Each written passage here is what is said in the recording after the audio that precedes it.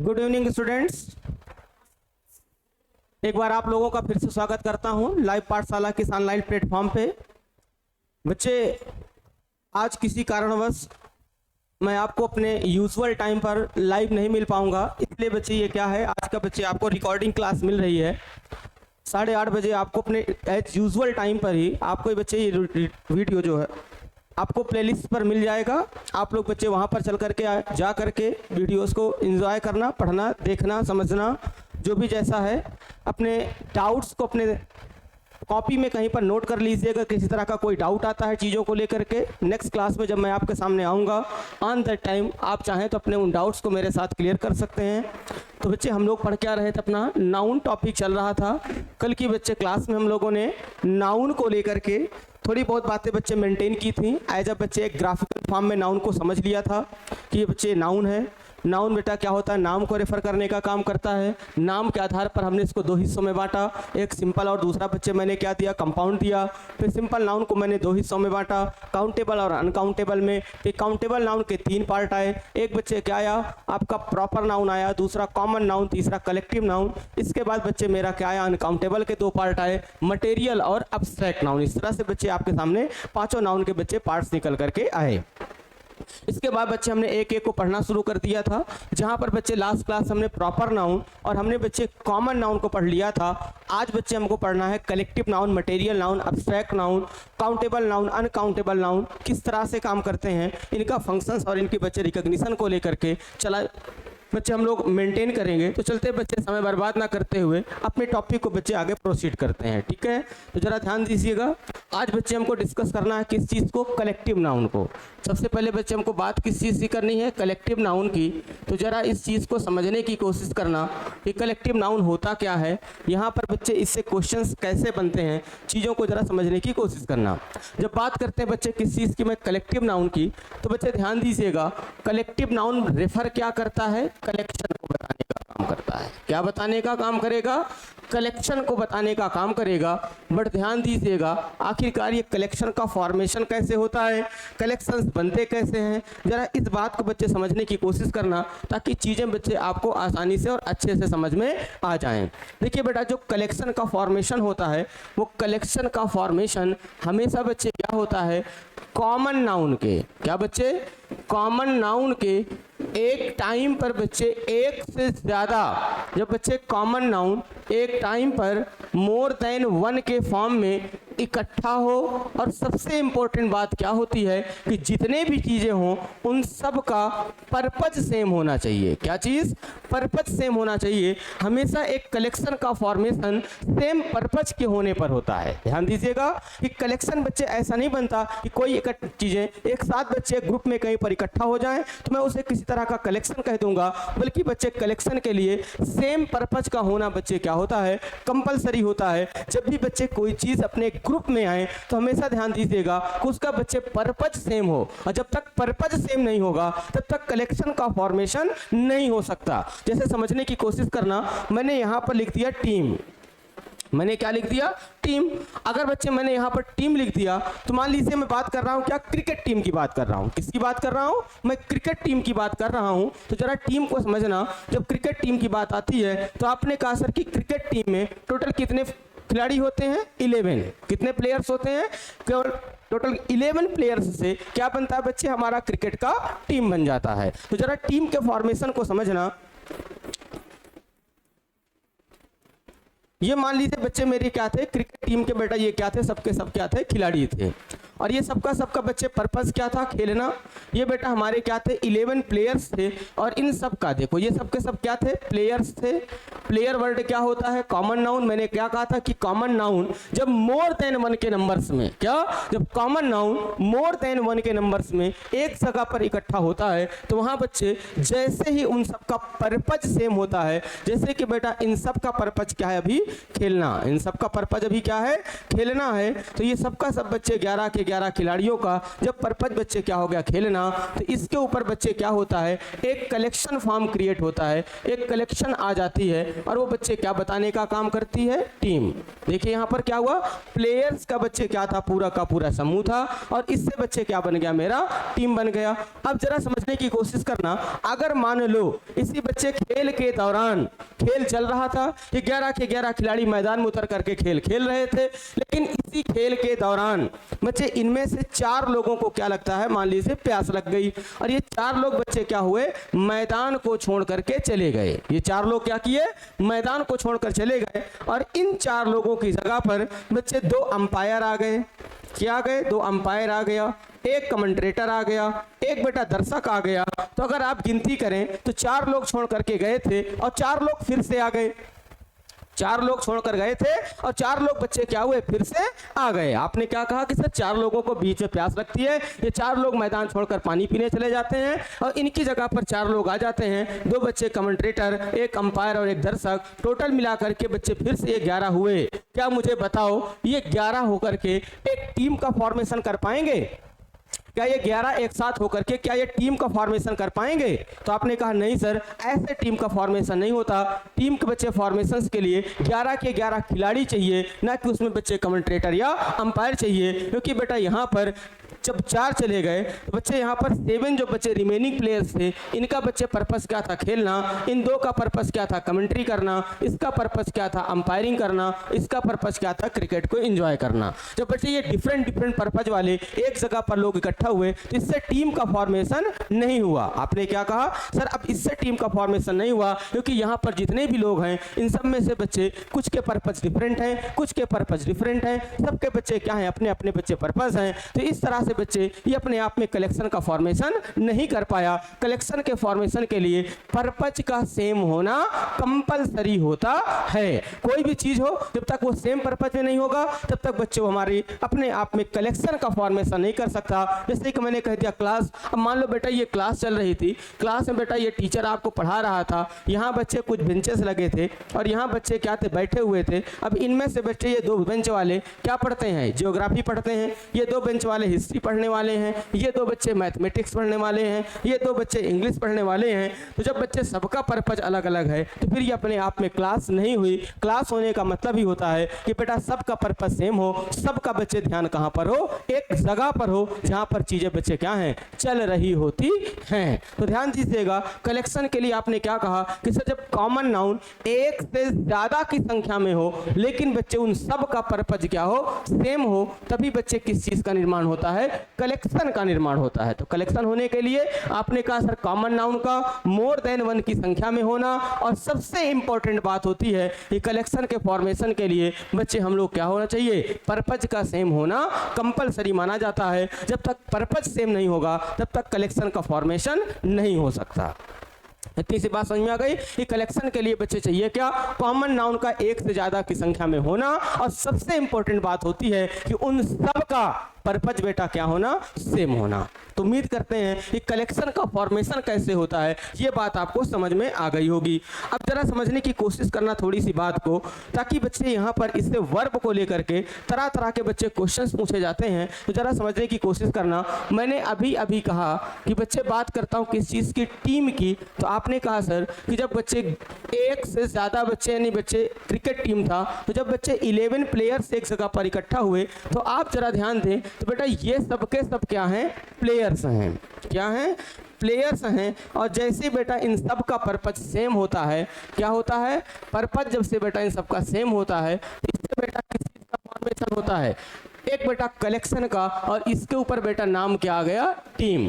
क्या आ गया नाम, टीम आ गया। तो आपने कहा सर कि जो कलेक्टिव नाउन का फॉर्मेशन करते हैं वो क्या होते हैं, प्लूरल होते हैं। क्या होते हैं, प्लूरल होते हैं। लेकिन बेटा जब वो एक सेम पर्पज को रेफर कर देते हैं तो फिर उसके ऊपर एक मीनिंग आ जाती है, और वो मीनिंग आपको कैसी दिख रही है, सिंगुलर की तरह दिख रही है। कैसी दिख रही है, सिंगुलर की तरह। प्लेयर्स प्लूरल है जिससे कलेक्शन बनता है, लेकिन बनी हुई चीज उसके ऊपर एक नाम ला करके खड़ा करती है वो बेटा क्या हो जाता है, सिंगुलर हो जाता है। तो ध्यान दीजिएगा कि कलेक्टिव नाउन जो होता है जब सेम पर्पज को रेफर करेगा तो हमेशा बच्चे किस चीज की बात करेगा, सिंगुलर की बात करता है। अब देखिए कलेक्टिव नाउन सिंगुलर होता है या प्लूरल, कलेक्टिव नाउन बेटा सिंगुलर होगा या प्लूरल, इस बात को जरा ध्यान दीजिएगा कि बेटा वर्ब हमेशा कलेक्टिव नाउन वाले वर्ड्स को लेकर के सेंटेंस को देख करके डिसाइड किया जाता है, ना कि बच्चे हम कलेक्शन के वर्ड से उसके बच्चे फॉर्मेट या बच्चे उसके आए हुए सिंगुलर या प्लूरल को हम डिसाइड करते हैं। अब जरा समझना भाई, अगर कलेक्टिव नाउन सेम पर्पज की बात करेगा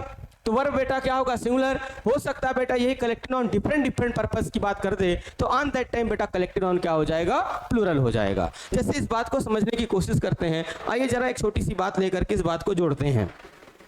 मैंने यहाँ पर कहा जैसे एक छोटा सा वर्ड ले लिया, कई बार इस वर्ड को लेकर के क्वेश्चन रखा गया है। मैंने ले लिया ऑडियंस। ऑडियंस का मतलब बच्चे क्या होता है, श्रोतागण या बच्चे दर्शकगण। मान लीजिए बच्चे की ऑडियंस है सबके सब, और ये बच्चे क्या कर रहे हैं, स्पेक्टेटर्स कह लीजिए, ऑडियंस कह लीजिए, ये सबके सब बच्चे क्या हैं, किसी ऐसा समझो कि ऑडियंस हैं। ये बेटा सबके सब कहाँ गए हैं, सिनेमा हॉल गए हैं, और बेटा वहाँ पर क्या देख रहे हैं, ये एक मूवी देख रहे हैं, ऐसा समझो। तो मान लीजिए बेटा कि ये क्या है, सिनेमा हॉल में ये बेटा मूवी में लगा हुआ बेटा क्या है, ये पर्दा है, जहाँ पर बच्चे क्या है, ये सलमान खान और बेटा प्रीति जिंटा आपस में डांस वांस कर रही हैं, ठीक है। अब जरा समझना, अब यहाँ पर बेटा देखिए क्या कुछ ऑडियंस बैठे हुए हैं, क्या है, कुछ ऑडियंस बैठे हुए हैं, और बेटा ये सबके सब बच्चे क्या हैं, इस सामने जो स्क्रीन चल रहा है इस पर बेटा सबका ध्यान अटका हुआ है। भाई सबका सब बेटा ये भी इसको देख रहा है, ये भी इसको देख रहा है, ये भी इसको, यहाँ भी इसका भी ध्यान है, इसका भी ध्यान है, इसका भी ध्यान यहीं पर है, इनका सबका बेटा ध्यान कहाँ पर है, इस पर्दे पर है। तो इस मोमेंट में ये ऑडियंस वर्ड बेटा क्या दिखा रहा है, सेम पर्पज को दिखा रहा है। और जब ये सेम पर्पज को दिखा रहा तो इसका मतलब इस समय ये क्या हो गया, सिंगुलर हो गया। जब ये सेम पर्पज को दिखा रहा तो इस समय ऑडियंस वर्ड बेटा क्या हो गया, सिंगुलर हो गया। अब बेटा आपको पता हो, जिन जिन बच्चों ने बच्चे सिनेमा हॉल गए होंगे, मूवी भी देखा होगा, उनको पता होता है सर कि बीच में क्या होता है, एक इंटरवल होता है। जब एक मूवी आधी खत्म हो जाती है तो बेटा उस मोमेंट में क्या हो जाता है, एक इंटरवल होता है। और जैसे इंटरवल होता है तो आप देखते हैं बच्चे कि कुछ लोग बेटा इसमें से निकलते हैं। ये बेटा मान लो चला गया अगरबत्ती सुलगाने के लिए, ये बेटा चला गया बच्चे पड़ोसन से बतियाने के लिए, ये निकल पड़ा बच्चे अपना गुटखा पान करने के लिए, ये निकल पड़ा बच्चे मम्मी से बात करने के लिए, ये बेटा निकल पड़ा पॉपकॉर्न खाने के लिए, ये निकल पड़ा कुछ करने के लिए। तो आप देख रहे हैं बेटा कि जैसे बच्चे क्या होता है, हमारा इंटरवल होता है, सब बेटे अपने अपने बच्चे उद्देश्य की ओर क्या होता है, निकल जाते हैं तो बेटा ये सबके सब क्या, ऑडियंस ही हैं, तो सबके सब बेटा ये क्या, ऑडियंस ही। लेकिन जैसे इंटरवल होता है इन सब का पर्पज क्या हो जाता है, डिफरेंट। जैसे कि अभी तक बच्चे जब तक इंटरवल नहीं था, सबका ध्यान बच्चे कहाँ पर था, उस पर्दे पर था, सबके सब बेटा देख रहे थे मूवी को एंजॉय कर रहे थे, सबका ध्यान एक जगह पर था। लेकिन जैसे बेटा इंटरवल हुआ, आप देख रहे हैं कि सर ये कुछ और करने, ये कुछ और करने, ये अपने ढंग से कुछ और करने, ये अपने ढंग से कुछ और करने, इस तरह बच्चे सबके सब क्या होते हैं, अपने अपने बच्चे तौर तरीकों में, वो बचे हुए बच्चे जो टाइम इंटरवल का है उसमें सबके सब बच्चे अपने अपने तरीकों में निकल जाते हैं कुछ ना कुछ करने के लिए। तो इस मोमेंट में देखो सबके सब ऑडियंस हैं, लेकिन जैसे बेटा इनका पर्पज क्या हुआ, डिफरेंट हो गया। क्या हो गया, डिफरेंट हो गया। तो उस मोमेंट में बेटा यही ऑडियंस वर्ड क्या हो जाता है, प्लूरल हो जाता है। तो ध्यान दीजिएगा, कलेक्शन का वर्ड कभी नहीं बताता कि मैं सिंगुलर हूं कि प्लूरल, कलेक्शन का वर्ड कभी नहीं बताएगा कि मैं सिंगुलर हूं कि प्लूरल, बल्कि बच्चे सेंटेंस में इसको यूज कैसे किया गया है ये चीज डिसाइड करता है कि ये चीज बेटे सिंगुलर है कि प्लूरल। जैसे यहां पर देखिएगा, मैं बच्चे कुछ एग्जाम्पल्स रख रहा हूं आपके सामने। मैंने यहां पर कहा ऑडियंस were watching movie। मैंने क्या कह दिया, ऑडियंस वर वाचिंग मूवी। इसके बाद मैंने कह दिया audience were going towards cafe. मैंने क्या कह दिया, audience was were going towards cafe. तब जरा ध्यान दीजिएगा, तो आपने क्या कहा बच्चे के, audience was were watching movie. इसका मतलब बच्चे की सारा का सारा ऑडियंस जो बेटा क्या कर रहा है, मूवी देख रहा है। तो सबका पर्पज बेटा क्या हो गया, सेम हो गया। और जब सबका पर्पज बच्चे सेम हो गया तो आने वाली वर्ब क्या हो जाएगी, सिंगुलर। और इसके बाद आपने क्या कहा कि ऑडियंस जो थे वो बेटा कैफे की तरफ जा रहे थे, लेकिन बेटा हो सकता है कि सबका पर्पज क्या हो, डिफरेंट डिफरेंट हो। कैफे की तरफ कोई जाएगा पॉपकॉर्न ले लेगा, कोई बेटा कोल्ड ड्रिंक ले लेगा, कोई कुछ कर रहा होगा, कुछ वहां बैठकर बच्चे क्या कर फोन से बतिया रहे होंगे। सबका पर्पज क्या हो जाएगा, उस कैफे में जाकर के डिफरेंट डिफरेंट हो जाएगा। तो आपने देखा बच्चे कि यहाँ पर ऑडियंस वर्ड से मालूम चल रहा सर कि चीज़ों में बेटा पर्पज जो है वो सबके सबके यहाँ डिफरेंट डिफरेंट हैं। तो इस मोमेंट में आई वर्ब बेटा क्या हो जाएगी, प्लूरल। तो आपने देखा ऊपर वाले में कि ऑडियंस वॉचिंग मूवी, लेकिन नीचे वाले में बेटा audience were going towards cafe, क्योंकि यहाँ पर बच्चे आप अगर देखेंगे तो यहाँ पर बच्चे डिफरेंट पर्पज को रेफर कर रहा है।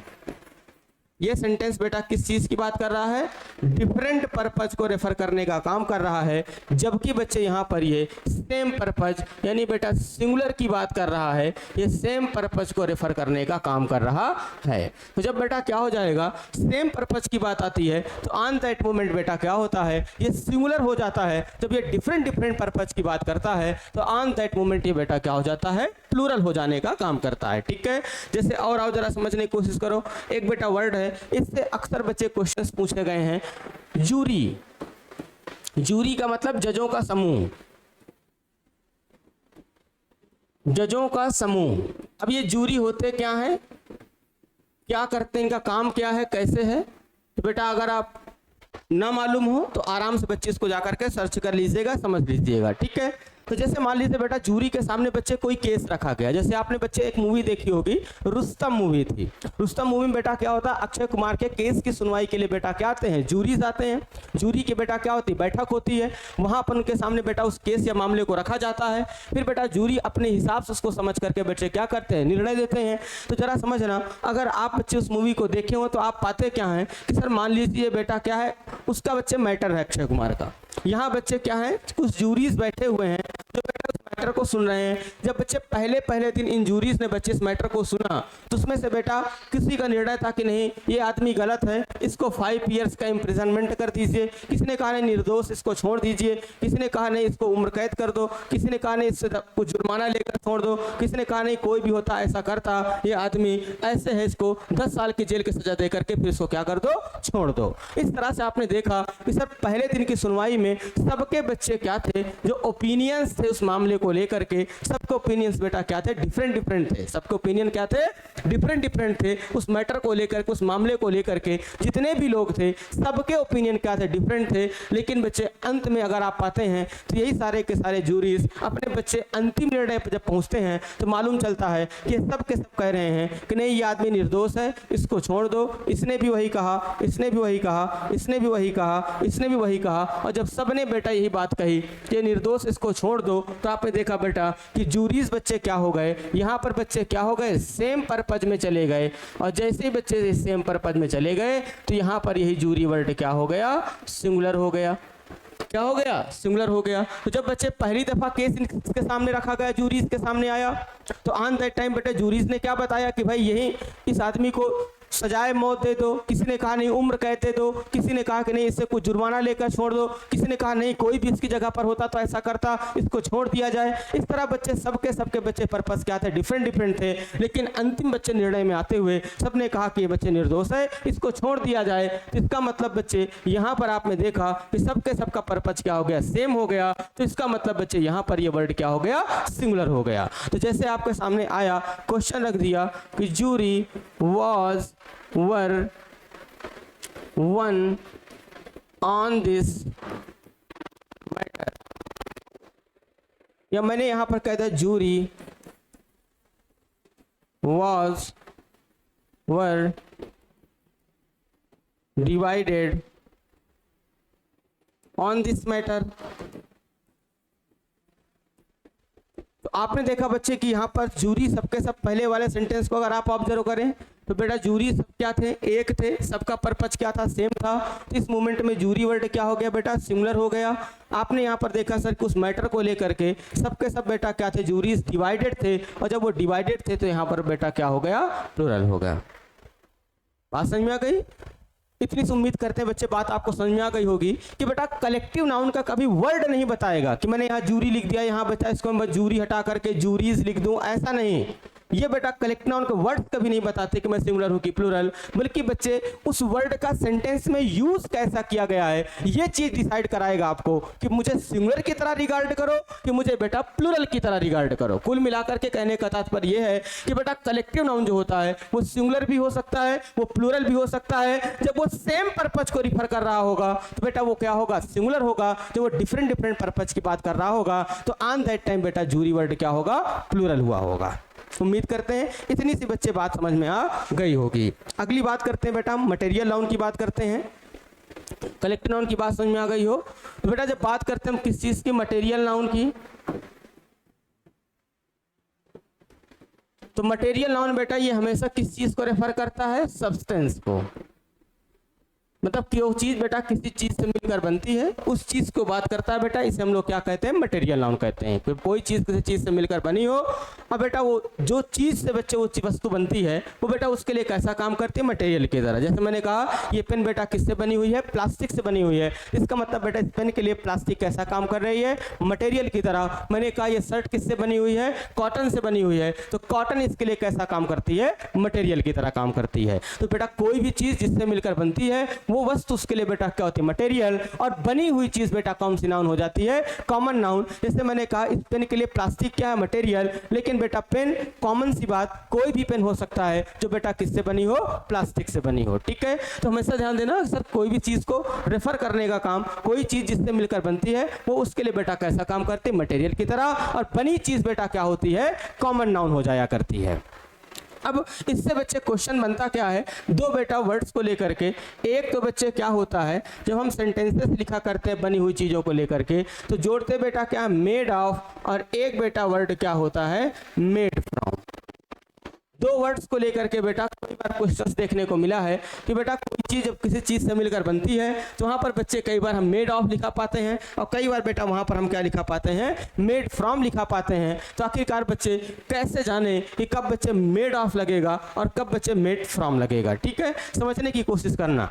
देखिए बेटा, जब कोई वस्तु किसी वस्तु से मिलकर के बनी हो, जब कोई वस्तु किसी वस्तु से मिलकर के बनी हो और उसमें वह वस्तु दिखे, उसमें वह चीज दिखे, तो वहां बच्चे क्या लगाते हैं, मेड ऑफ। और जब उसमें वो वस्तु ना दिखे तो वहां पर क्या लगाते हैं, मेड फ्रॉम। तो मतलब बेटा जब कोई वस्तु किसी वस्तु से मिलकर बनी हो और उसमें वह वस्तु दिखे तो बेटा वो क्या होगा, मेड ऑफ। और जब बच्चे ना दिखे यानी इनविजिबल फॉर्म में हो तो वहां पर हम लोग क्या लगाते हैं, मेड फ्रॉम। जैसे हमने कहा यह पेन प्लास्टिक से बनी है, इसमें बेटा प्लास्टिक हमको दिखती है, इसमें हमको क्या है, प्लास्टिक दिखती है, तो आप क्या कहेंगे, this pen is made of plastic, this pen is made of plastic. आपने क्या कहा, this pen is made of plastic. उम्मीद करते हैं ये बात समझ में आ गई होगी। मैंने कहा बच्चे बर्फ पानी से बनाया जाता है, मैंने क्या कहते हैं, बर्फ पानी से बनाया जाता है। तो आप पाते हैं बच्चे कि बर्फ में पानी दिखाई नहीं देता, बर्फ अलग होता है, पानी अलग होता है। लिक्विड स्टेट बेटा क्या होती है हमारी, पानी, और सॉलिड स्टेट मेरा क्या होता है, बर्फ होता है। जो बर्फ है वो पानी नहीं हो सकता, जो पानी है वो बर्फ नहीं हो सकता। ध्यान दीजिएगा, आराम से समझना इस बात को कि भाई बर्फ क्या होता है, सॉलिड स्टेट होता है, पानी क्या होता है, लिक्विड स्टेट होता है। जब तक वो बर्फ है तब तक उसमें पानी नहीं दिखेगा, वो पानी बन गया तो बर्फ नहीं है, जो बर्फ बन गया वो पानी नहीं है। तो बेटा आइस में वाटर दिखता नहीं है, आइस में वाटर दिखता नहीं है, वाटर एक लिक्विड स्टेट है और आइस बेटा क्या है, सॉलिड स्टेट है। बर्फ बर्फ है, पानी पानी है। जब बच्चे बर्फ पिघलकर पानी बन गया तो पानी रह गया, वही चीज जम गई तो बेटा क्या बन गया, आइस बन गया। तो आइस आइस होता है, वाटर वाटर होता है। तब बच्चे हम लोग कहते हैं ice is made from water, ice is made from water. ठीक है, curd is made from milk, आप ऐसे कह सकते हैं curd is made from milk. Made of made from में कंफ्यूजन मत होइएगा, कंफ्यूज मत होइएगा।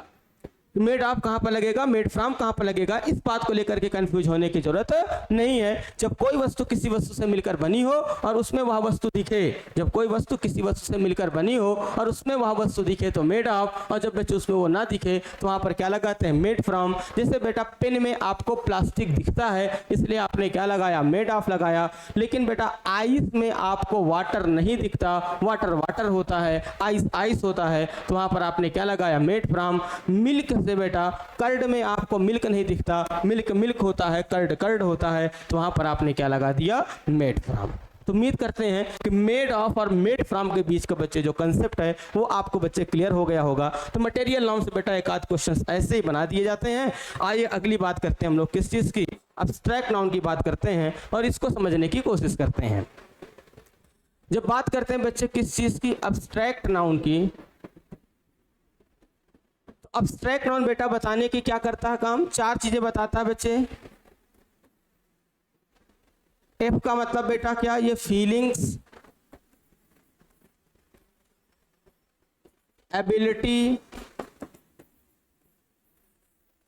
क्वालिटी, स्टेट, किसी भी चीज की स्थिति।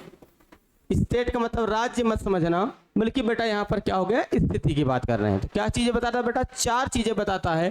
क्या क्या बेटा, फीलिंग्स, एबिलिटी, क्वालिटी और स्टेट। ये चार चीजें बच्चे बताने का काम कौन करता है, मेरा अब्स्ट्रैक्ट नाउन बनाने का काम करता है। इसी चीज को आप बच्चे डिफाइन करना चाहें तो अब्स्ट्रैक्ट नाउन को कह सकते हैं कि सर स्टेट ऑफ माइंड। क्या चीज बेटा, स्टेट ऑफ माइंड। एक मिनट ध्यान दीजिएगा,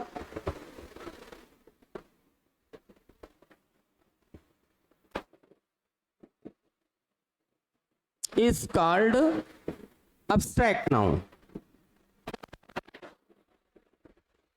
State of mind is called abstract noun. आप कह सकते हैं इसको समझाने के लिए कि सर मन की जो स्थिति होती है, मन की जो स्थिति होती है उसे बेटा क्या कहते हैं हम लोग, अब्स्ट्रैक्ट नाउन कहने का काम करते हैं। मन में बेटा किसी भी चीज को लेकर के जो एक सिचुएशन क्रिएट होती है, जो स्थिति पैदा होती है, उस स्थिति के ऊपर एक नाम आ जाता है, उसी नाम को ही बेटा क्या कहते हैं हम लोग, अब्स्ट्रैक्ट नाउन। जैसे समझो बेटा कि ये ए नाम का पर्सन है और ये बेटा क्या है, बी नाम का पर्सन है। अब बच्चे ए कहीं चला जा रहा था धीरे धीरे, तो बेटा इसके पॉकेट से बेटा 10 रुपया का नोट क्या होता है, गिर जाता है। तभी बेटा बी उसको देखता है और उसको उठा करके अपने पास रख लेता है। तभी ए ने देखा कि मेरे जेब से 10 का नोट गिरा था, उसे बी ने उठा करके अपने पास रख लिया। तभी बेटा इसके दिमाग में आया कि देखो मेरा पैसा था, उठा करके इसने रख लिया, कितना बेईमान इंसान है। तो देखो यहाँ पर उसने जैसा काम किया, मन में एक स्थिति पैदा हुई और वो स्थिति क्या आई कि भाई इसने ऐसा काम किया, और ऐसा काम करने वाले लोग क्या होते हैं, बेईमान होते हैं। और डिसऑनेस्टी, जो डिसऑनेस्ट वर्ड है, ये माइंड में बेटा क्या हुआ, एक स्थिति पैदा हो गई कि भाई ऐसा काम करने वाले लोग को डिसऑनेस्ट कहते हैं, और तुरंत ही बेटा उसके दिमाग में ये स्थिति पैदा हुई और उसके ऊपर एक नाम आ गया, वो क्या आ गया, डिसऑनेस्ट।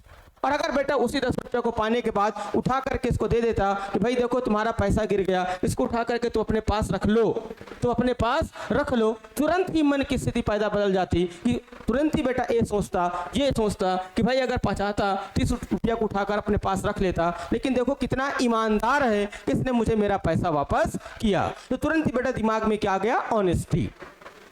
मन की स्थिति देखो बेटा, जैसे किसी भी तरह के बच्चे एक्शंस की बच्चे या फीलिंग्स को लेकर या क्वालिटी को लेकर या स्टेट को लेकर के जो मन में एक बेटा स्थिति पैदा होती है, जैसे बेटा उस स्थिति को मन में लेते हैं, मालूम चलता है बच्चे को उसके ऊपर एक नाम आ जाता है, और उसी नाम को जो बताने का काम करता है उसे बेटा हम लोग क्या कहते हैं, अब्स्ट्रैक्ट नाउन। जैसे मैंने यहाँ पर कह दिया पेन, मैंने क्या कह दिया, पेन। अब पेन का मतलब क्या होता है, दर्द। दर्द बेटा भी क्या है, मन की एक स्थिति है, दर्द भी एक मन की स्थिति है। आप चले जा रहे थे कहीं रास्ते में गिर गए, आपको चोट लग गई, और जैसे ही आपको चोट लगी आपके मन में यह बात आई कि चोट लगने के बाद मुझे दर्द होना चाहिए, इसलिए बेटा आपको क्या होना शुरू हो गया, दर्द शुरू हो गया, क्योंकि आपके मन में यह स्थिति पैदा हो गई कि आपको चोट लगी तो आपको दर्द होना चाहिए, इसलिए दर्द हो रहा है। और अगर आप उसी दर्द के साथ चले जाते हैं घर, और घर जाकर के बेटा आप बेड पे आराम से लेटकर सो जाते हैं, तो आप पाते हैं कि जब आप सो रहे होते हैं तो ऑन दैट टाइम आपको वो दर्द महसूस नहीं होता। आप सोच रहे होंगे क्यों? क्योंकि बेटा आप मन में उस चोट को लेकर के किसी भी तरह की कोई स्थिति नहीं बन रही है। अब आप बच्चे किसी और तरह के ख्वाब में डूबे हैं, दिमाग में कुछ और चल रहा सोते वक्त, उस समय बच्चे आपको चोट और दर्द के बारे में कोई होश आवाज नहीं है, इसलिए आपको दर्द महसूस नहीं हो रहा है। और जैसे ही आप जगते हैं, जैसे ही आपको याद आता है कि आपको चोट लगी थी, आपको तुरंत दर्द होना शुरू हो जाता है। तो दर्द होना भी बेटा क्या? मन की स्थिति। अगर दर्द के बारे में पता ना हो कि दर्द नाम की कोई चीज होती है और ये होना चाहिए, तो ध्यान दीजिएगा, आपको कभी दर्द भी महसूस ना हो। दर्द होने के लिए भी बेटा क्या होता है? मन की स्थिति की बात आ जाती है कि जो स्टेट ऑफ माइंड होता है, मन की जो स्थिति होती है, उसे बेटा क्या कहा जाता है? एब्स्ट्रैक्ट नाउन के नाम से जानते हैं। तो किसी भी चीज को लेकर के जो मन में बेटा एक स्थिति बनती है, उसे ही हम लोग क्या कहते हैं? एब्स्ट्रैक्ट नाउन कहते हैं। तो एब्स्ट्रैक्ट नाउन के बारे में आपने क्या कहा कि सर ये 4 चीजें बताता है, फीलिंग्स, एबिलिटी, क्वालिटी और स्टेट। अगर आप अच्छे से डिफाइन करना चाहें तो आपने कहा सर कि किसी भी चीज को ऑब्जर्व करने के बाद मन में जो उस चीज को लेकर के स्थिति बनती है, उसके ऊपर बेटा क्या आ जाता है? एक नाम आ जाता है। उसी नाम को रेफर करने के लिए हम लोग बच्चे क्या करते हैं? जो नाम हमारे ऊपर आ जाता है, उस नाम को, उसी चीज को जो रेफर करता है, उसे बेटा क्या कहा जाता है? एब्स्ट्रैक्ट नाउन कहते हैं। तो उम्मीद करते हैं कि ये एब्स्ट्रैक्ट नाउन बेटा इतनी सी बात समझ में आ गई होगी। एब्स्ट्रैक्ट नाउन के बच्चे कुछ सफिक्सेस होते हैं, जरा समझना। एब्स्ट्रैक्ट नाउन के जब सफिक्स की बात करता हूं, देखो सफिक्स क्या होता है, जरा समझना। देखिए बेटा, जो रूट वर्ड होता है बेटा, एक हमारा क्या होता है? रूट वर्ड हुआ करता है। रूट वर्ड का मतलब ही क्या होता है? Basic form of word. चलो इस बात को समझ लेना कि प्रीफिक्सेस क्या होते हैं, सफिक्सेस क्या होते हैं, अफिक्सेस क्या होते हैं, ताकि बच्चे आपको जब बीच बीच में सफिक्सेस, प्रीफिक्सेस और अफिक्सेस बताता रहा करूं, तो आपके दिमाग में आते रहने चाहिए कि मैं किस चीज की बात कर रहा हूं। ठीक है, जरा समझने की कोशिश करना। तो बेटा रूट वर्ड का मतलब ही क्या होता है? Basic form of a word. Basic form of word, word का बिल्कुल बेटा बेस वाला फॉर्म, वर्ड का बिल्कुल बेस फॉर्म। जैसे मैंने यहां पर लिख दिया क्या? प्ले। तो प्ले बेटा क्या है? मेरा रूट वर्ड। प्ले क्या है? मेरा रूट वर्ड। अब बच्चे इसे अन्य हिस्सों में तोड़ा नहीं जा सकता, तो वो वर्ड जो अपने बच्चे बेसिक फॉर्म की बात करता है, उसे हम लोग क्या कहते हैं? रूट वर्ड कहते हैं। ठीक है, अब इसी रूट वर्ड के बेटा पहले क्या बच्चे? इसी रूट वर्ड के पहले अगर बच्चे हम कुछ ग्रुप ऑफ लेटर्स ऐड करते हैं, क्या बेटा?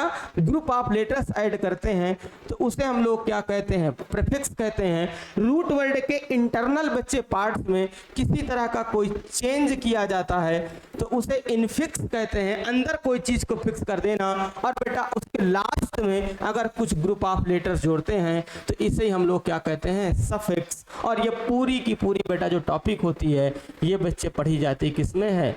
अफिक्सेस में। किसमें पढ़ते हैं? अफिक्सेस में पढ़ते हैं। अब जरा समझना कि प्रीफिक्स क्या होता है। आपने क्या कहा सर कि ग्रुप ऑफ लेटर्स। क्या होता है? Group of letters. और ध्यान दीजिएगा, प्रीफिक्स की अपनी एक मीनिंग होती है। प्रीफिक्स की अपनी मीनिंग होती है। जो ग्रुप ऑफ लेटर्स होंगे उसकी अपनी बच्चे कोई ना कोई एक मीनिंग, कोई ना कोई एक मतलब होता है। और जब इनफिक्स की बात करता हूं, तो इनफिक्स बच्चे सिंगुलर से प्लूरल बनाने के काम में आता है। और सफिक्सेस भी बेटा क्या होते हैं? ये भी ग्रुप ऑफ लेटर्स होते हैं, लेकिन बच्चे इसका कोई मीनिंग नहीं होता। इसका कोई मीनिंग नहीं होता, इस चीज को ध्यान दीजिएगा। अब देखिए बेटा, प्रीफिक्स का यूज कहां पर करते हैं, जरा समझना। प्रीफिक्स जो होता है बच्चे, वो रूट वर्ड के क्या करता है? मीनिंग को चेंज करने का काम करता है। जब किसी रूट वर्ड में प्रीफिक्स लगा देंगे, तो ये बेटा क्या कर देता है? मीनिंग को चेंज कर देता है। ये क्या कर देता है? मीनिंग को चेंज कर देता है, क्योंकि प्रीफिक्स की अपनी क्या होती है? मीनिंग होती है। और जब किसी रूट वर्ड में जाएगा तो अपनी मीनिंग के साथ जाएगा, और जब अपनी मीनिंग के साथ जाएगा तो बेटा फिर उसकी ये मीनिंग को चेंज कर देने का काम करता है। और जब बात करते हैं इनफिक्स की, तो बेटा ये सिंगुलर से प्लूरल। और जब बात करते हैं बच्चे सफिक्स की, तो ये बेटा क्या करता है? पार्ट्स ऑफ स्पीच को चेंज कर देता है। ये क्या कर देता है? पार्ट्स ऑफ स्पीच को बच्चे चेंज करने का काम करता है। जैसे समझना, यहां मैंने यहां बच्चे लिख दिया क्या? देखो मैरिड, मैंने क्या एक वर्ड लिख दिया? मैरिड। जैसे बेटा इसके पहले मैंने अन बच्चे क्या लगाया? प्रीफिक्स। क्या लगा दिया? अन प्रीफिक्स लगाया, तो ये बेटा क्या हो गया? अनमैरिड। आपने देखा बेटा अच्छा खासा रोजगार परक आदमी क्या हो गया, बेरोजगार हो गया कि नहीं हो गया। तो यही होता है बेटा प्रीफिक्स का कमाल। मैंने यहां पर कह दिया मेरिट, जैसे ही मैंने इसके पहले डी वर्ड लगाया आपने कहा सर ये क्या हो गया, डीमेरिट। समझ में आ रहा बाबूजी, क्या हो गया ये, डीमेरिट। मैंने यहां पर कह दिया मैन इज मॉर्टल और आपने इससे पहले इम वर्ड लगा दिया तो ये बच्चे क्या हो गया, इमॉर्टल। तो आपने देखा बेटा कि ये क्या कर रहा है, सारे बच्चे रूट वर्ड्स की मीनिंग को चेंज करने का काम कर रहा है। जबकि अगर इनफिक्स की बात करूं तो इंटरनल चेंज होता है। जैसे मैंने कहा मैन, आपने अंदर ही अंदर इसको चेंज करके मैन से क्या कर दिया, मेन कर दिया। तो यही कंडीशन बेटा मेरी क्या होती है, इनफिक्स होती है। और जब बच्चे बात करता हूं मैं सफिक्स की तो ये क्या करता है, पार्ट्स ऑफ स्पीच को चेंज करता है। जैसे मैंने यहाँ पर एक वर्ड लिख दिया क्या, प्ले। अब प्ले का पार्ट्स ऑफ स्पीच क्या है, वर्ब। जैसे इसमें ई आर लगाया और ये बेटा क्या बन गया, प्लेयर। और जैसे प्लेयर हुआ तो आपने कहा सर ये क्या हो गया, कॉमन नाउन। क्या हो गया, कॉमन नाउन। मैंने यहां पर कह दिया, जरा समझना, फ्रेंड। फ्रेंड वर्ड बेटा मेरा क्या होता है, कॉमन नाउन। जैसे मैंने इसमें एल वाई लगाया तो यहां बच्चे क्या लिख दिया मैंने, फ्रेंडली। आपने देखा सर कि तुरंत ही क्या हो गया, एडजेक्टिव। क्या हो गया, एडजेक्टिव हो गया। तो इतनी सी बात समझ में आ गई कि बेटा रूट वर्ड होते हैं। रूट वर्ड का मतलब क्या होता है, basic form of word, word का बिल्कुल बेस फॉर्म। उसमें बेटा हम थोड़े बहुत क्या करते हैं, अपने हिसाब से चेंजेस कर लेते हैं।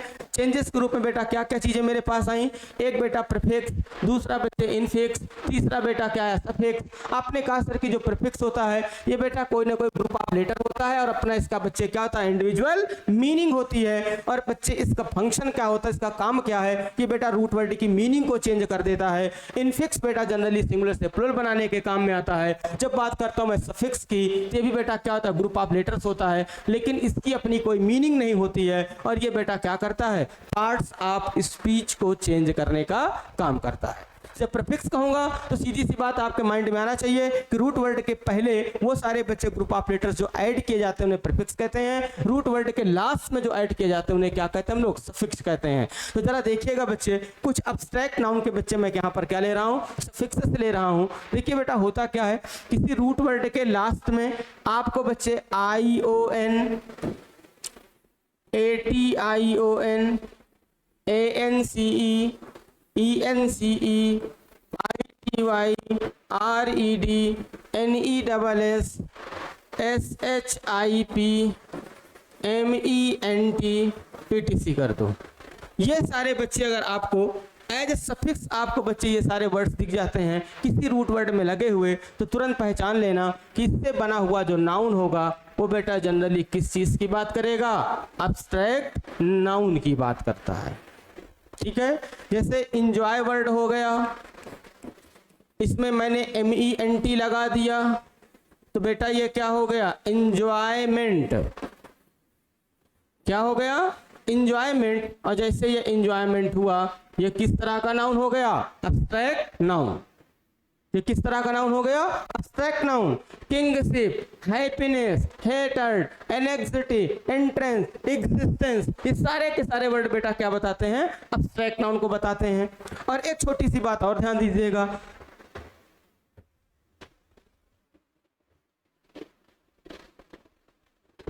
एक छोटी सी बात और ध्यान दीजिएगा। छोटी सी बात क्या कि बेटा अगर किसी वर्ब के लास्ट में आप ER या OR लगा देते हैं तो ये बेटा क्या बनाता है, कॉमन नाउन। किसी वर्ब में एज अ सफिक्स आप ER या OR रख देते हैं तो ये किस चीज की बात करता है, कॉमन नाउन की। ठीक है, जैसे प्ले था, ER लगा करके क्या बना दिया आपने, प्लेयर। सिंग से क्या हो गया, सिंगर। एक्ट से क्या हो गया, एक्टर। इस तरह बच्चे क्या होता है, किसी बेटा वर्ब के लास्ट में आप ER या OR सफिक्स करते हैं तो जनरली बेटा ये किस चीज को बनने का काम करता है, कॉमन नाउन बच्चे बनाने का ये काम करता है। तो कॉमन नाउन के लिए बेटा वर्ब में लगाए गए सफिक्सेस क्या हैं, ER या OR। बाकी अब्स्ट्रैक्ट नाउन के बेटा जो सफिक्सेस थे वो मैंने आपको दिखा दिए, वो मैंने आपको बता दिए कि बेटा ये अब्स्ट्रैक्ट नाउन के सफिक्सेस होते हैं।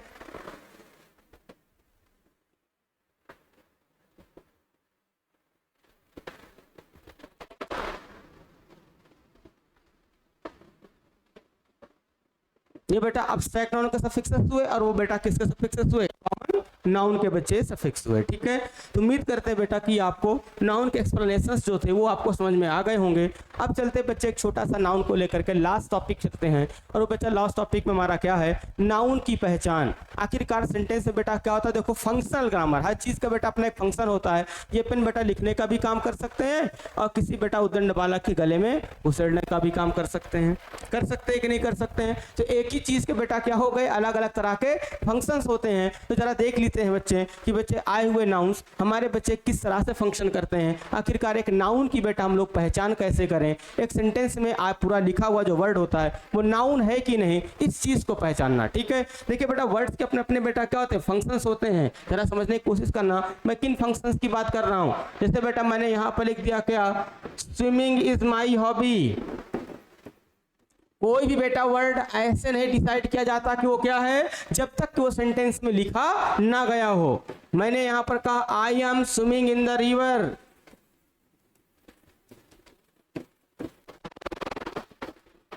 मैंने कहा आई सा अ स्विमिंग बॉय। हर एक चीज का बच्चे अपना अपना क्या होता है, कभी भी कोई वर्ड, हमेशा ध्यान दीजिएगा कि इंग्लिश में कभी भी कोई वर्ड इंडिविजुअल डिसाइड नहीं किया जाता कि वो क्या है जब तक कि बेटा वो सेंटेंस में यूज ना हुआ हो। अब अगर आप ध्यान से देख रहे हो तो यहाँ पर swimming as a subject use हो रहा है, तो इसे आप कहते हैं क्या है, जीरंड, या बेटा जीरंड को ही कहते हैं क्या है, नाउन कंप्लीमेंट। तो यहाँ पर स्विमिंग वर्ड कैसा है, नाउन की तरह। यहाँ पर स्विमिंग क्या है, आई के द्वारा परफॉर्म किया गया एक एक्शन, तो ये हो गया देखो बेटा वर्ब। लेकिन यहाँ पर स्विमिंग वर्ड किसकी बात कर रहा, बॉय की, कि कैसा लड़का, तैरता हुआ लड़का। तो ये बॉय बेटा हमारा क्या हो गया, नाउन। और जो नाउन को बताएगा उसे बेटा हम लोग क्या कहते हैं, एडजेक्टिव के नाम से जानते हैं। उसे किस नाम जानते हैं, एडजेक्टिव से। तो यहाँ पर आपने देखा कि ये स्विमिंग एडजेक्टिव हो गया, ये स्विमिंग वर्ब हो गया, ये स्विमिंग बेटा क्या हो गया, नाउन हो गया। तो कोई भी बेटा वर्ड ऐसे नहीं डिसाइड किया जाता आखिरकार बच्चे वो वर्ड लिखा क्या है। जब तक बच्चों से प्रॉपर मैं सेंटेंस में ना लिख दूं तब तक बच्चों से आप डिसाइड नहीं कर सकते आखिरकार वो वर्ड का पार्ट्स ऑफ स्पीच क्या होता है। तो आइए चलते हैं बच्चे, नाउन को कैसे पहचाने, नाउन को कैसे डिसाइड करें, इस बात को जरा समझने की कोशिश करना। जब बात करते हैं बच्चे हम किस चीज की, नाउन की, तो आपको पता है सर कि नाउन का सेंटेंस में दो ही फंक्शन होता है। या तो बेटा एक सेंटेंस का क्या बनना, सब्जेक्ट बन जाना, या बच्चे एक सेंटेंस का क्या बन जाना, ऑब्जेक्ट बन जाना। क्या बन जाना, ऑब्जेक्ट बन जाना। अब एक सेंटेंस में सब्जेक्ट की जो पहचान होती है वो बेटा कौन से वर्ड से होती है, हु वर्ड से क्वेश्चन करके पता करते हैं। अभी जब सेंटेंस पढ़ाएंगे अगली क्लास जो हमारी होगी वो बेटा इंग्लिश ग्रामर बेसिक्स की क्लास होगी। अगली क्लास जो होगी बेटा हमारी वो क्या होगी, ग्रामर बेसिक की क्लास होगी। और बेसिक्स में सारी बातें बच्चे चर्चा में ली जाएंगी, तो परेशान मत होइएगा, जरा समझने की कोशिश करना। एक बार फिर समझना कि भाई नाउन को सेंटेंस में कैसे पहचाने। तो भाई नाउन के फंक्शंस को टटोलो, जो उसका फंक्शन होगा वो पहचान कराएगा। तो ध्यान दीजिएगा कि सेंटेंस में बेटा नाउन जो होता है उसके दो फंक्शन होते हैं, या तो वो सेंटेंस का सब्जेक्ट बनता है या बच्चे वो सेंटेंस का ऑब्जेक्ट बनता है। और एक सेंटेंस में जो सब्जेक्ट की पहचान करने के लिए क्वेश्चन वर्ड यूज किया जाता है वो क्वेश्चन वर्ड क्या है, हु है। और ऑब्जेक्ट की बात करूं तो आपको पता होना चाहिए थोड़ी सी बात, और नहीं पता तो बस पहचान के लिए बेटा ही माइंड में रखो, आगे बच्चे इसकी चर्चा की भी जाएगी। तो ऑब्जेक्ट दो तरह के होते हैं, एक डायरेक्ट ऑब्जेक्ट होता है और दूसरा बेटा क्या होता है, इनडायरेक्ट ऑब्जेक्ट। अब डायरेक्ट ऑब्जेक्ट का पता बेटा किससे करते हैं, व्हाट वर्ड से। इनडायरेक्ट ऑब्जेक्ट का पता किससे करते हैं, हुम वर्ड से। किससे करते हैं, हुम वर्ड से। तो ध्यान दीजिएगा कि सेंटेंस में आया हुआ वर्ड नाउन है कि नहीं, इस चीज को बच्चे पता कैसे करेंगे। आप बच्चे क्वेश्चन पूछें या तो हु वर्ड लगाकर, या बेटा व्हाट लगाकर, या फिर क्या लगाकर, हुम लगाकर। अगर वो वर्ड इन तीन क्वेश्चन वर्ड का जवाब है, अगर वह वर्ड इन तीन क्वेश्चन वर्ड का जवाब है तो वो नाउन है। और अगर इन तीन क्वेश्चन वर्ड के अलावा किसी और क्वेश्चन वर्ड का जवाब है तो ध्यान दीजिएगा बच्चे कि फिर वो नाउन नहीं है। इस बात को माइंड में रख करके चलना। आइए बेटा कुछ एग्जांपल्स लिखता हूं और देखता हूं बच्चे नाउन कैसे बच्चे पता करते हैं, जरा समझना। मैंने लिखा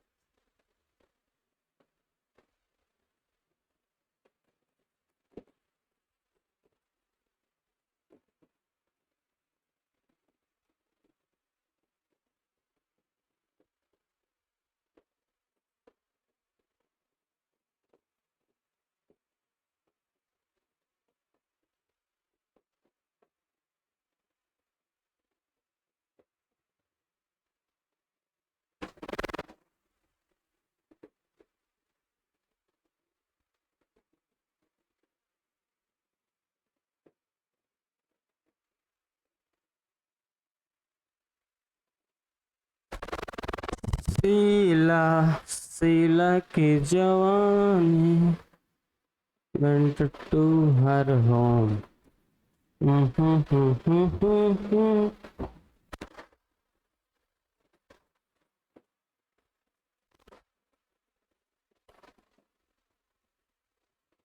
जरा समझना, दो चार बातें मैंने लिख दी यहाँ पर।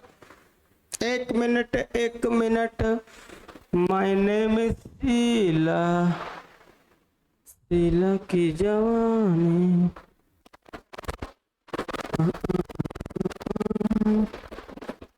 चलो आओ जरा समझते हैं। चलो क्वेश्चंस बेटा पता करते, पूछ कर देख लेते कौन सा नाउन कौन सा ना नाउन। मैंने कहा हु बॉट अ बैग, तो आपने क्या कहा रवि, इसका मतलब हु का जवाब है तो नाउन है। रवि बॉट व्हाट का जवाब है, तब भी बेटा ये क्या है noun. Who sings a song, आपने कहा सर शीला, तो शीला क्या हो गया नाउन। शीला सिंग्स व्हाट, आपने क्या कहा अ सॉन्ग, तो ये भी क्या हो गया नाउन। हु प्लेस फुटबॉल, आपने कहा सर करणवा खेल रहा है, तो करण खेल रहा है तो बेटा करण क्या है noun. And Karan place what, तो आपने कहा सर फुटबॉल। क्या बेटा फुटबॉल। मैंने यहाँ पर कहा who is making a noise, आपने कहा अरे सर ये चिल्ड्रनवा मेकिंग अ नॉइज, आपने कहा चिल्ड्रन मेकिंग व्हाट, आपने क्या कहा अ नॉइज। ध्यान दीजिएगा बेटा, वर्ब से पहले कोई भी आर्टिकल आ जाता है तो बेटा वो अपने आप में क्या हो जाता है नाउन। क्या हो जाएगा नाउन। और ऐसे बेटा वर्ब को हम लोग इंपेटिव वर्ब करते हैं, क्योंकि इसका बेटा एक एक्शन खाली कर दिया जाता है। जब वर्ब में पढ़ेंगे तब वहाँ बच्चे इसके बारे में समझेंगे, अभी बच्चे होल्ड करते हैं, नाउन को छांटते हैं। हु प्रिपेयर्स कॉफी, तो आपने कहा सर अम्मा जी, एंड अम्मा जी प्रिपेयर्स व्हाट, आपने क्या कहा कॉफी। हमने कहा हु लव्स हर होम, आपने फिर से कहा सर वही शीला, शीला लव्स व्हाट, आपने क्या कहा her home. Who went to her home, आपने क्या कहा शीला, शीला वेंट वेयर। अब देखो क्वेश्चन वर्ड बदल गया ना, वेयर, और वेयर वर्ड का जो जवाब देता है उसे कहते हैं बेटा एडवर्ब ऑफ प्लेस। क्या कहते हैं एडवर्ब ऑफ प्लेस कहते हैं। तो यहाँ बच्चे यहाँ पर देखिए ये हर होम नाउन है, लेकिन यहीं पर बेटा आप ध्यान दें तो हर होम बेटा क्या होगा एडवर्ब। इसके पीछे का सीक्रेट क्या है, सीक्रेट बेटा सब यहाँ छिपा पड़ा हुआ है वर्ब को लेकर के। अब जरा इस जब वर्ब को पढ़ेंगे, थोड़ी सी चर्चा करेंगे सेंटेंसेस में, तब आपको यहाँ पर अच्छे रिसर्च मिलेंगे, मस्त वाले रिसर्च। क्या आखिरकार यहाँ पर इस वर्ब के साथ क्या क्या गुंडई है, ये क्या कर रहा होता है, क्यों ऐसी हरकतें कर रहा है, आखिरकार गो वेंट गॉन कम डिपार्चर किस तरह के वर्ब होते हैं, किस तरह की हरकतें करते हैं। जब बच्चे हम लोग नाउन बेसिक्स को लेकर के सेंटेंस डिस्कस करेंगे उस समय इसके बारे में चर्चा करेंगे। अब बात करते हैं कि बच्चे व्हाट पास्ड क्विकली, आपने कहा ईयर पास्ड हाउ, ये किस चीज का जवाब हो गया हाउ वर्ड का। कि बेटा ईयर कैसे गुजरा, आपने कहा काफी तेजी से काफी शीघ्रता के साथ गुजरा, तो इसका मतलब बेटा ये जो क्विकली वर्ड है ये बेटा हाउ वर्ड का जो जवाब होता है वो बेटा हमेशा किस चीज को देने का काम करता है, एडवर्ब ऑफ मैनर की बात करता है। हाउ वर्ड किसकी बात करता है, एडवर्ब ऑफ मैनर की बात करता है। तो ध्यान दीजिएगा कि अगर बेटा वो जवाब हु का है, अगर वो जवाब व्हाट का है, अगर वो जवाब हुम का है तो वो नाउन है। अगर इसके अलावा किसी अदर वर्ड का है तो ध्यान दीजिएगा बेटा वो नाउन नहीं, फिर बेटा वो क्या हो जाता है एडवर्ब हो जाता है। लाइए एक छोटी सी बात आपको और बताता चलूँ यहाँ से और नाउन की बेटा समाप्ति की ओर। देखिए बेटा वर्ब के बाद आपको या तो लिखे गए वर्ड का जवाब व्हाट से मिलेगा, या तो हुम से मिलेगा, या तो व्हेन से मिलेगा, या तो वेयर से मिलेगा, या तो बेटा आपको हाउ वर्ड से मिलेगा। और वर्ब के पहले वाला बेटा किससे, हु से, क्योंकि वर्ब से पहले सब्जेक्ट आता है। इन 5 क्वेश्चन वर्ड के अलावा कोई छठा क्वेश्चन वर्ड नहीं होता।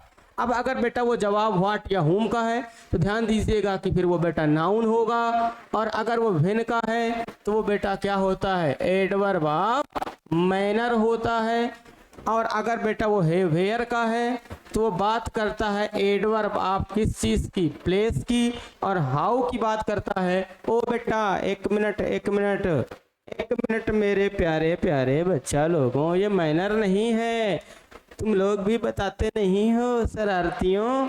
तो एडवर्ब ऑफ टाइम की बात करता है, और हाउ वर्ड बेटा किसकी बात करता है, एडवर्ब ऑफ मैनर की। कहते ना मैनर में रहो वरना बम से उड़ा दिए जाओगे, एक टप्पा खा के पाकिस्तान में गिरोगे, है कि नहीं बेटा। टप्पा यहाँ से खाए और कहाँ गिरे? पाकिस्तान में। पाकिस्तान के कहाँ पर? एबटाबाद में। ठीक है, आओ चलो जरा समझते हैं। तो आपने क्या कहा कि सर वर्ब के बाद केवल मात्र केवल बेटा जवाब इन 5 क्वेश्चन वर्ड का मिलता है। ये फिक्स बातें बेटा कुछ होती ग्रामर में जो आपके सामने कभी कभी धोखेधड़ी में हम कर देते हैं, वरना हम ऐसी बातें तो किसी के सामने नहीं करते हैं बेटे, ध्यान दीजिएगा। ऐसी फिक्स बातें हम नहीं करते हैं, लेकिन कर देते हैं, कोई बात नहीं। तो आपने क्या कहा कि सर वर्ब के बाद आए वर्ड का जवाब या तो व्हाट से होगा, या होम से, या व्हेन से, या वेयर से, या हाउ से। अगर व्हाट या होम का जवाब है तो वो नाउन है, अगर बेटा व्हेन का है तो एडवर्ब ऑफ टाइम है, अगर बच्चे वेयर का है तो एडवर्ब ऑफ प्लेस है, अगर बेटा वो हाउ का है तो एडवर्ब ऑफ मैनर है। तो उम्मीद करते हैं कि बच्चे इतनी सी बात आपको सबको समझ में आ गई होगी। तो बच्चे इस क्लास का आप एंजॉय करिएगा, पढ़िएगा सब लोग, और अगर कोई डाउट्स निकल कर आता है तो आप मुझसे डिस्कस करिएगा।